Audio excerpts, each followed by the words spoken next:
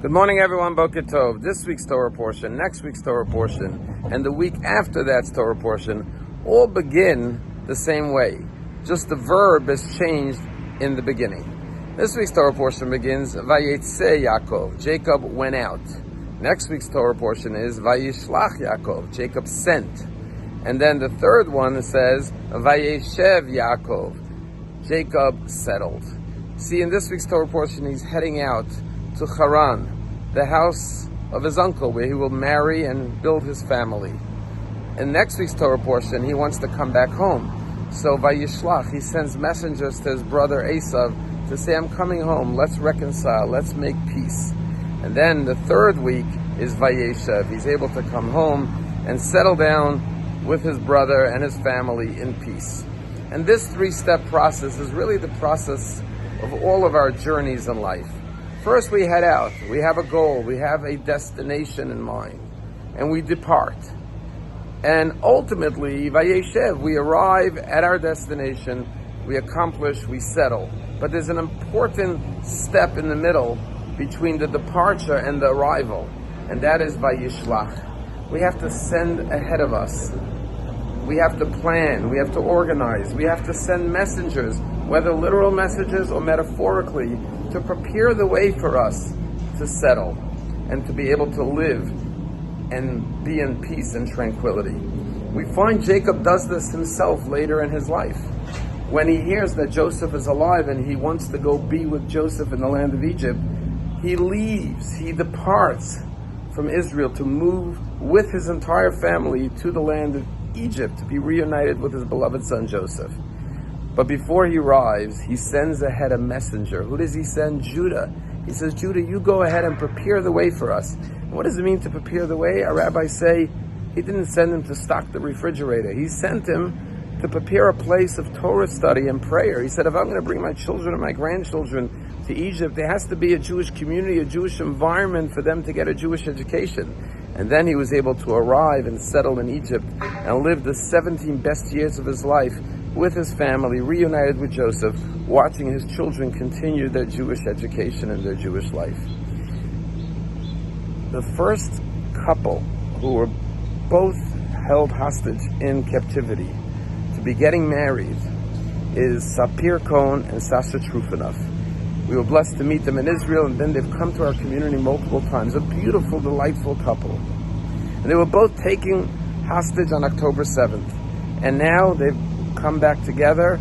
First Sapir returned after a number of months, and then Sasha came back in January, and they've announced their engagement, and now their wedding is going to take place on March 17th in Israel. And I received a beautiful invitation to their wedding. And this beautiful couple will be the first hostage couple where both of them were in captivity, and now they're going to get married in love and build a beautiful Jewish family, just like Jacob did, another beautiful Jewish family. One of the stories that Sapir told me, and now she's told it publicly so it could be repeated, was that when they were taken hostage on October 7th, they were on the verge of breaking up. Why? Because they weren't on the same page spiritually. Sasha grew up his first few years of his life in Russia, and he was an atheist. As an adult, he said, I don't believe in God. I believe I control my destiny, not a God. And Sapir had deep faith in God.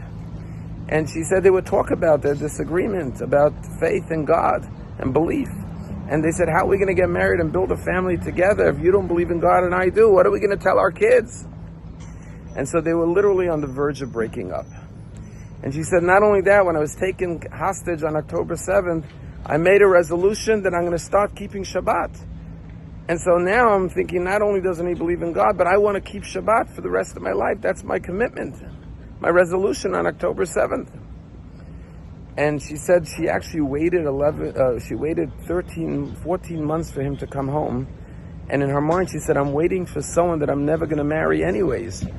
But I'm waiting because we were taken hostage together and we're still officially boyfriend and girlfriend. But I know this is never going to work out. And she was wondering, what's if he takes 5 years or 10 years to come back? And I'm getting older. I need to start a family. How much am I going to wait for someone that's not going to work out anyways? But then she said, when Sasha came back and they hugged and they were reunited with his mother and Sapir in the hospital, first thing he told her was, I want you to know that in Gaza, in captivity, I had so much time to think and be with myself, and I discovered that God exists, and I now am a believer. And she said when she heard those words, she could not believe it. And she knew that now they were ready to get married. And thank God on March 17th, they will get married. Sometimes we go on journeys in life. They could be difficult, long, painful journeys.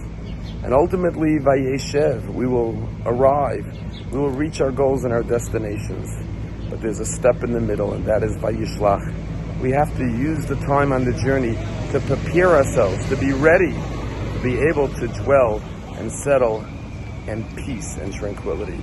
Every moment of life as we're journeying, we have to be preparing to arrive with great blessings and success. Have a wonderful day.